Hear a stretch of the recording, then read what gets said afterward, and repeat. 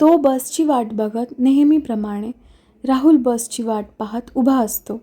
बस आल्यावर बसमध्ये चढतो आणि तिकीट काढतो. बस चालू झाली आणि तो आठवणीच्या प्रवाहात मागे वाहू लागला. त्यावेळी तो ऑफिसला जायचा. रोजचा त्याचा प्रवास बसने व्हायचा.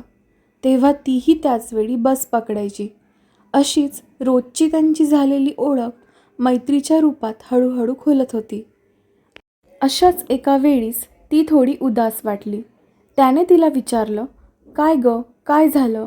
आज अशी उदास का वाटतेस तू?" ती म्हणाली, "काही नाही रे. उद्या सकाळी आम्ही 5-6 दिवसांसाठी गावी लग्नाला जाणार आहोत." त्याने तिला विचारलेले की तू उदास का वाटतेस पण?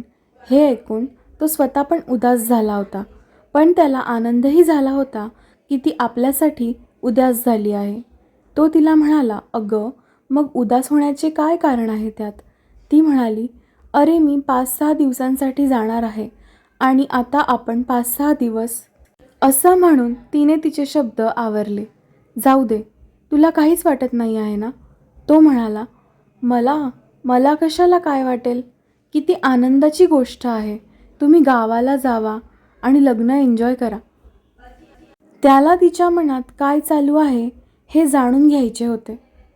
चेहऱ्यावर खोटे हास्य दाखवून ती त्याला म्हणाली, "चल बाय, माझा स्टॉप आला."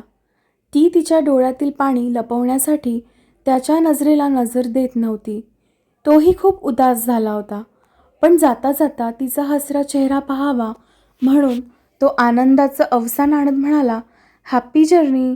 ती हसली, पण अश्रू लपवत होती आणि ती बसमधून उतरली. दुसऱ्या दिवशी त्याचे ऑफिसला जायचे मन नव्हते. घरी राहून पण तिचीच आठवण येईल. ऑफिसला गेल्यावर कामात वेळ तरी निघून जाईल म्हणून तो ऑफिसला जायला निघतो.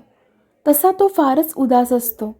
तो बस स्टॉपवर जातो आणि पाहतो तर काय, ती बस स्टॉपवर उभी असते. त्याला आनंदही होतो, पण स्वतःच्या डोळ्यांवर विश्वास बसत नाही. तो तिला विचारतो, "अगं, तू लग्नाला जाणार होतीस ना?" ती म्हणते, "नाही गेली रे." "का गं?" "असंच, नाही जावंसं वाटलं म्हणून नाही गेली." त्या क्षणी त्याला असं वाटतं की ती आपल्यासाठीच नसेल गेली. त्याला खूप आनंद झाला होता. बस आली, दोघे बसमध्ये चढले. तो तिला पाहतच बसला होता. ती मात्र शांत बसली होती. असेच दिवस उलटत गेले. तिचं नंतर बस स्टॉपवर येणं कमी झाले होते आणि आली तरी शांत असायची, काही बोलायचीही नाही. त्याने अनेकदा तिला शांत राहण्यामागचं कारण विचारलं, पण काही नाही असं बोलून तिने ते टाळले. त्याला नंतर असे वाटू लागले की तिला माझ्याकडून तिच्यावरच्या प्रेमाची कबुली पाहिजे असेल. कदाचित मला जे तिच्याबद्दल वाटते तेच तिलाही माझ्याबद्दल वाटत असेल. तिचा वाढदिवस येत होता.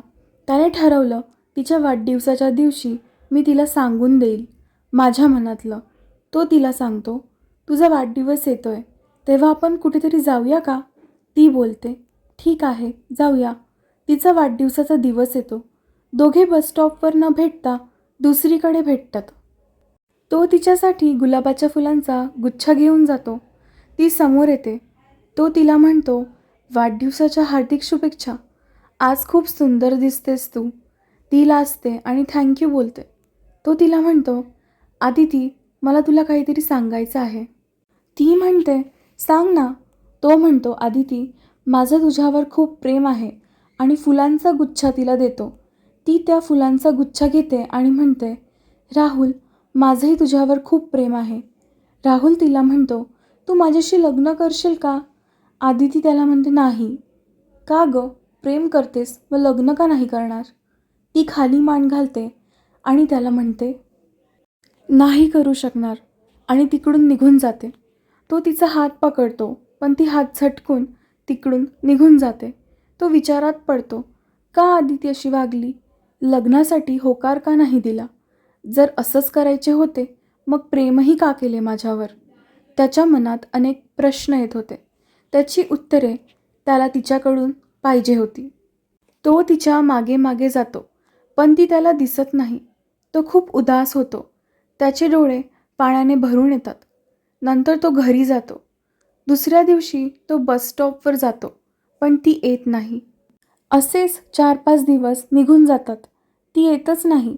तो ती का येत नाही हे बघण्यासाठी तिच्या घरी जातो. तिने तिच्या घरचा पत्ता त्याला आधीच सांगितलेला असतो.